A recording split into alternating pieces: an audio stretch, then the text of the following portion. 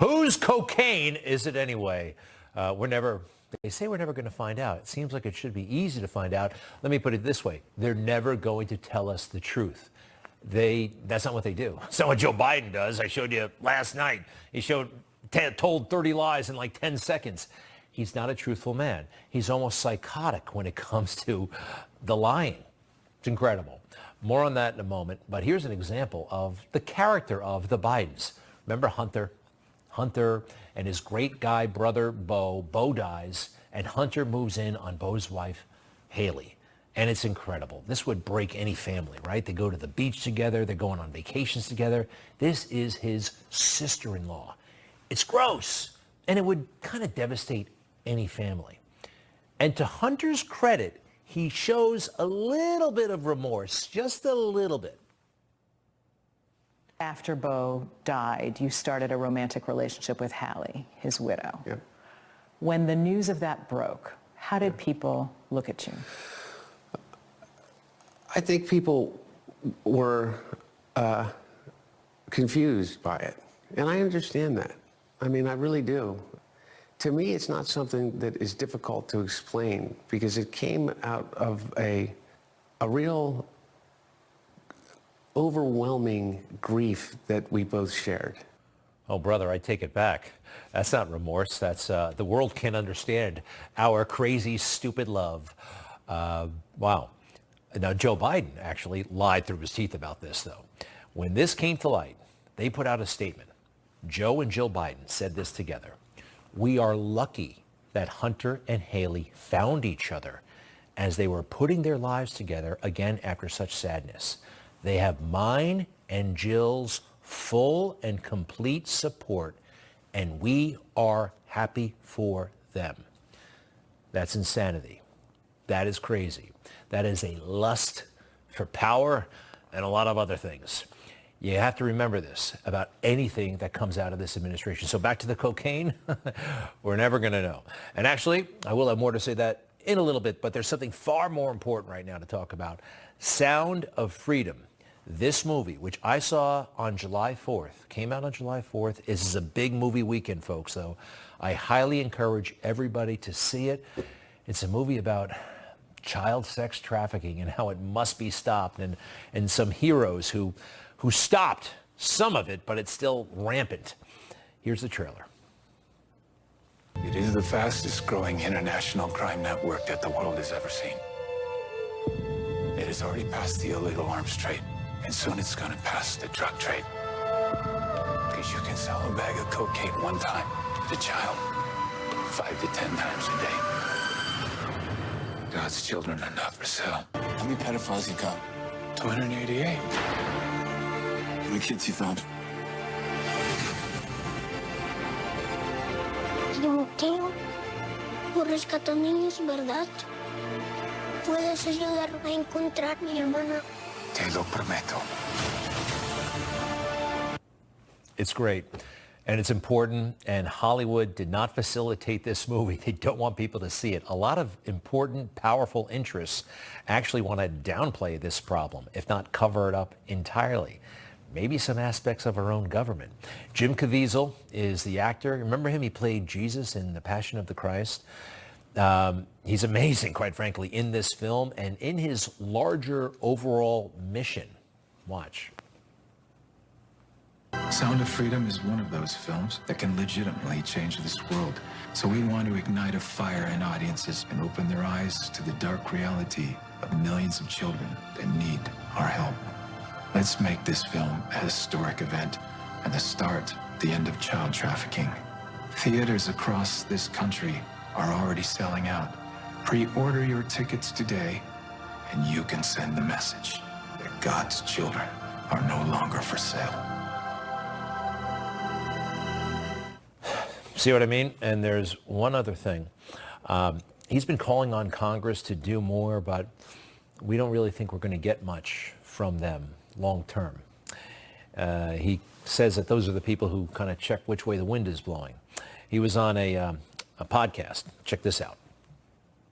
It's got to stop. You have the power to do it. But, you know, if you do that, put your thing in the air like that and where the wind's coming from, probably not going to move you. So it's really got to come from the people. The people have got to do it. The people are the ones that got to say enough. And that's what will drive this whole thing. It's the people.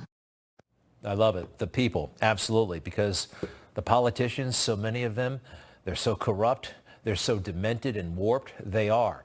The State Attorney General of New York, Letitia James, recently had a drag time story hour for children. For children. This is insanity. This is a society spiraling out of control. And of course, it's not just the State Attorney General of New York.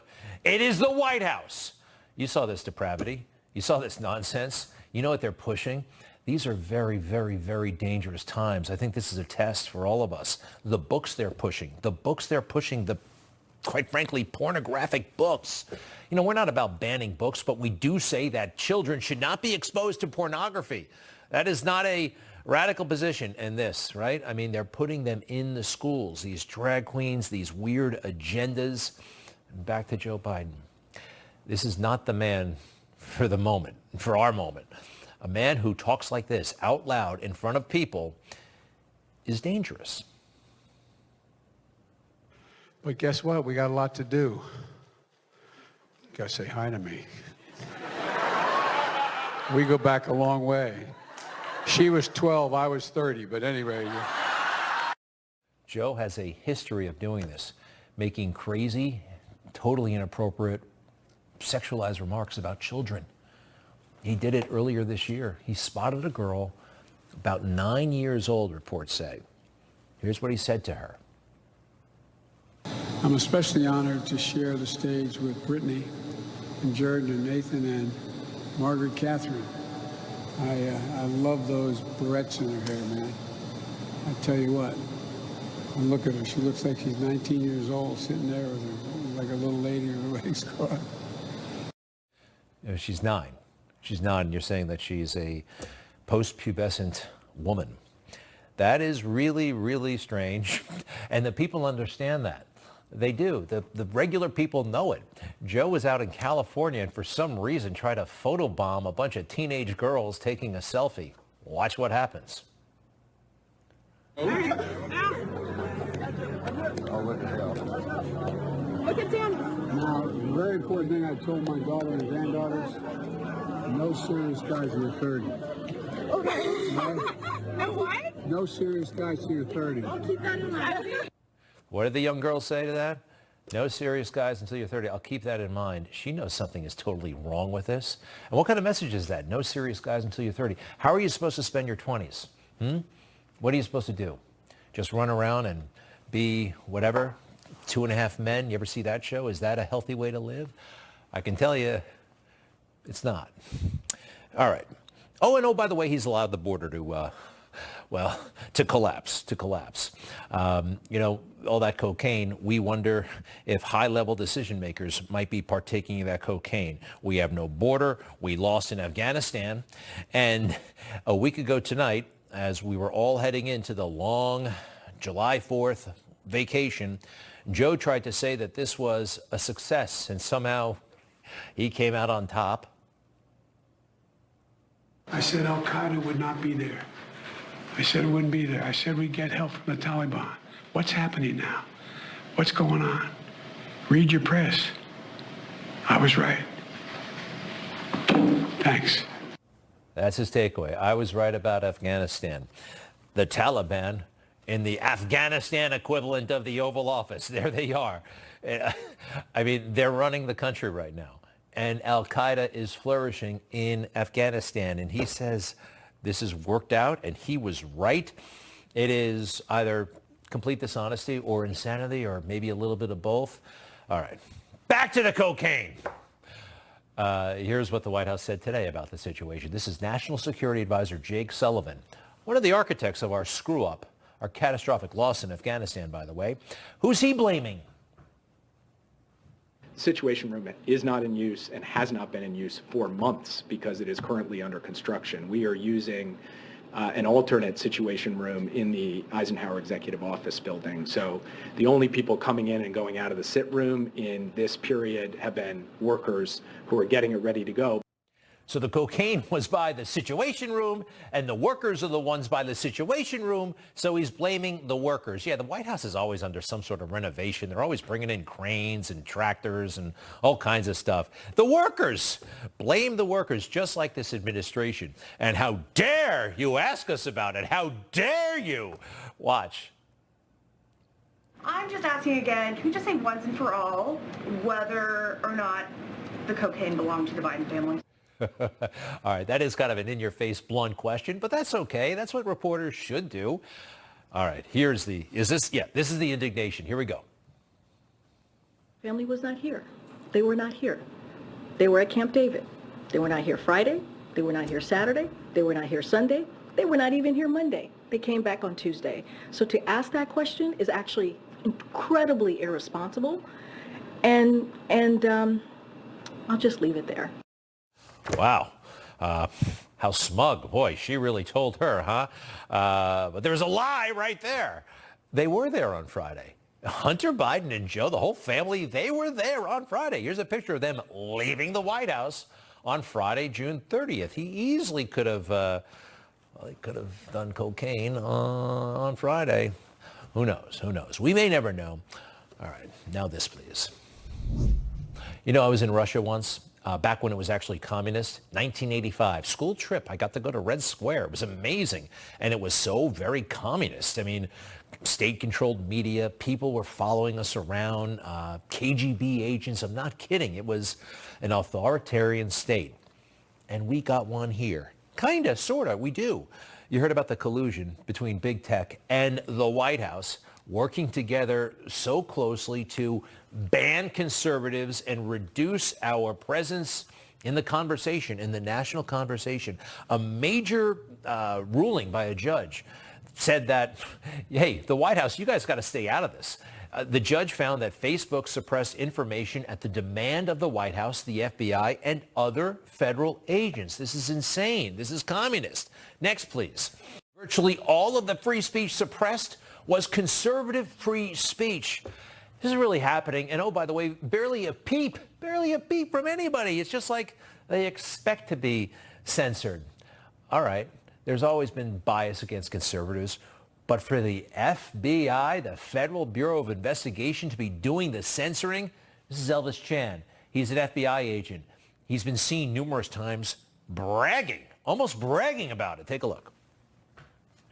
I think that we are moving along well and steadily improving, right? So we have Super Tuesday coming up next week, and then we have the elections in November. So I would like to report that the FBI and the U.S. government as a whole is all moving together in lockstep, getting ready for the big day. What is the FBI doing running around getting ready for Election Day? This is so crazy and insane. The federal government messing with elections that are run by the states. Oh, by the way, states. It's in the Constitution. Next, please.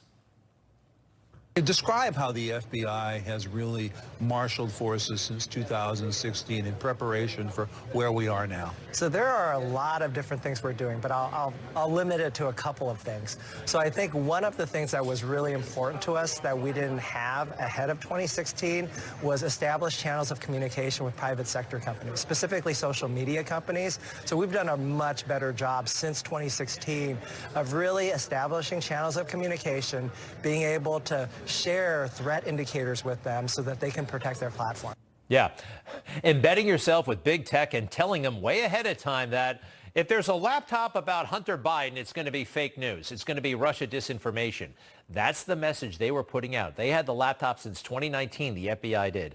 And they made it clear to big tech that it's coming, but don't pay any attention to it because it's Russia disinformation. They lied. They spun for the Bidens. Here's Mark Zuckerberg, billionaire. I thought he was smarter than this, or maybe he wanted to be lied to. Maybe he was just kind of going along with this because he liked the Bidens. One of the threats that the FBI has alerted our companies and the public to was the possibility of a hack and leak operation in the days or weeks leading up to this election. So you had both the public testimony from the FBI and in private meetings, alerts that were given to at least our company, I assume the others as well, that suggested that we be on high alert and sensitivity, that if a trove of documents appeared, that we should view that with suspicion, that it might be part of a foreign manipulation attempt. So that's what we're seeing. Something tells me that he was in on it. He absolutely knew, right? He knew what was going down, that they were, this was an information operation on its own from the FBI, and the laptop was legit. Anyway, legit or not, stay the hell out of it. It was legit, oh, by the way. Facebook determining what we can read and not read, and telling us about the vaccine. That guy doesn't know anything about the vaccine.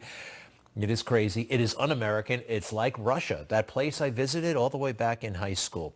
One more swampy element to share with you. Louis Freeh, who remembers him? He was the FBI director for a long time, appointed in 1993. He stuck around all the way to 2001. And you get to know everybody when you're the FBI director, including Vice President Joe Biden and Hunter Biden. Lots of emails between Louis Freeh, at this point the ex-FBI director, and Hunter, from Louis Freeh to Hunter Biden. As you know, our family foundation made a $100,000 contribution to Hallie's Children's Trust last year. Now, why in the world would the ex-FBI director pay $100,000 as a gift to the Biden family? It's really swampy, right? Next, it gets swampier. I also spoke to Dad, also known as the Vice President of the United States, a few weeks ago, and would like to explore with him some future work options. Oh, was the money, was this all tied together? I believe that working together on these and other legal matters, okay, it's all going to be legal. I'm putting it here in my email. It'll be legal, would be of value, fun, and rewarding. Well, we all know that Hunter likes to have fun. Then there's this. You know that sweetheart deal Hunter got? It's going to be ratified probably in a couple of weeks. The guy who signed off on it, one of them is him, Derek Hines, Assistant U.S. Attorney. He signed off on Hunter's charging papers. Well, did you know this about Derek Hines? I just found out. Derek Hines used to work for Louis Freeh, Special Counsel to the Honorable Louis J. Freeh. How about that for a swamp? Anyway, I'm glad I don't live there. Coming up, we will see the lamest 4th of July celebration, and we will review the best 4th of July celebration. Happened 3 years ago. We'll be right back.